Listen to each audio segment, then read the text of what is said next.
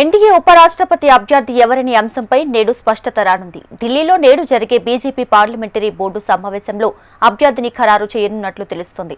August 21వ తేదీన ఉపరాష్ట్రపతి అభ్యర్థి నామినేషన్ దాఖలు సందర్భంగా భారీ ప్రదర్శన చేయాలని కమలం పార్టీ ప్రణాళిక రచించింది.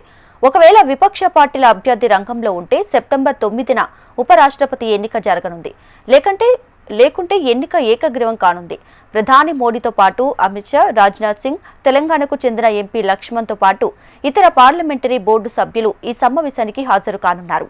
ఇప్పటికే స్పష్టతకు వచ్చినటువంటి కొన్ని పేర్లపై చర్చించి ఉపరాష్ట్రపతి అభ్యర్థి ఎంపికపై తుది నిర్ణయానికి వచ్చే అవకాశం ఉందని బీజేపీ వర్గాల ద్వారా తెలిసింది.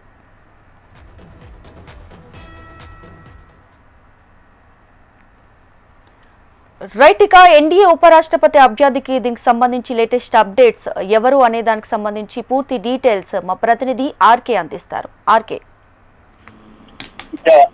ఎన్డీఏ ఉపరాష్ట్రపతి అభ్యర్థికి సంబంధించి బీజేపీ పార్లమెంటరీ బోర్డు సమావేశం జరుగుతుంది. ఈ సమావేశంలో ప్రధానమంత్రి నరేంద్ర మోడీతో పాటు పార్లమెంటరీ బోర్డు సభ్యులందరూ కూడా ఉంటారు. మరి ఈ ఉపరాష్ట్రపతి అభ్యర్థి కోసం అధికార విపక్ష పార్టీలు రెండు కూడా కష్టపడుతూ చేశాయి. బీజేపీ జాతీయ అధ్యక్షుడు జేపీ నడ్డా నివాసంలో కేంద్ర మంత్రులు అమిత్ షా, రాజ్నాథ్ సింగ్ సహా సీనియర్ నేతలంతా కూడా నిన్న సుదీర్ఘ చర్చలు జరిపారు. మరి ఈ రోజు బీజేపీ ప్రధాన కార్యాలయంలో పార్లమెంటరీ బోర్డు సమావేశం జరుగుతుంది. ఇందులో ప్రధానంగా ఎన్డీఏ ఉపరాష్ట్రపతి అభ్యర్థిపై చర్చిస్తున్నారు. ప్రధానితో పాటు అమిత్ షా, రాజ్నాథ్ సింగ్, తెలంగాణ చెందిన బీజేపీ ఎంపీ లక్ష్మణ్తో పాటు ఇతర పార్లమెంటరీ బోర్డు సభ్యులు ఈ సమావేశానికి హాజరయ్యారు. అయితే ఈ సమావేశంలో కొన్ని పేర్లకు సంబంధించి స్పష్టత వచ్చే అవకాశం ఉంది. ఎందుకంటే ముఖ్యంగా గవర్నర్లు కూడా చూసుకుంటే గతంలో చూసినట్టుగైతే మాత్రం ఆల్రెడీ గవర్నర్ గా ఉన్నటువంటి జగదీప్ ధన్కర్ ఉపరాష్ట్రపతిగా నియమించారు. దాంతో పాటు ఇక V K Saxena lieutenant governor Delhi, ఆయన పేరు కూడా ఇందులో వినిపిస్తుంది. అలాగే పలువురు గవర్నర్ల పేర్లు కూడా పరిశీలిస్తున్నారు. దాంతో పాటు ఇప్పటిగా తాజా అందిన సమాచారం అంటే ఇప్పటికే ఉపరాష్ట్రపతిగా పనిచేసినటువంటి వెంకయ్య నాయుడు కూడా ఇందులో ప్రస్తావనకు వస్తుంది. అంటే ఇటు రాజ్యసభను చాలా కంట్రోల్ చేయాల్సిన అవసరం ఉంది ఉపరాష్ట్రపతి. ప్రధానంగా ఇప్పుడు ధనకర్ని తప్పించడానికి గల ప్రధానమైన కారణం అంటే రాజ్యసభలో చిన్న చిన్న లోపాలే అందుకు కారణం అని చెప్పి తెలుస్తుంది. ఈ నేపథ్యంలో వెంకయ్య నాయుడిని తీసుకొస్తే ఎలా ఉంటుంది? వెంకయ్య నాయుడు ఉపరాష్ట్రపతిగా ఉన్న సమయంలో సక్సెస్ఫుల్ గా రాజ్యసభ నడిచింది. రాజ్యసభకి చాలా చాకచక్యంగా వివాదాలు ఏమీ లేకోకుండా వెంకయ్య నాయుడు సక్సెస్ఫుల్ గా టెన్యూర్లో రాజ్యసభను నడిపించారు. అలాగే ఉపరాష్ట్రపతి పదవి అనే దానికి చాలా వన్నె తీసుకొచ్చారు. ప్రపంచ దేశాలు కూడా వెంకయ్య నాయుడిని కొనియాడాయి.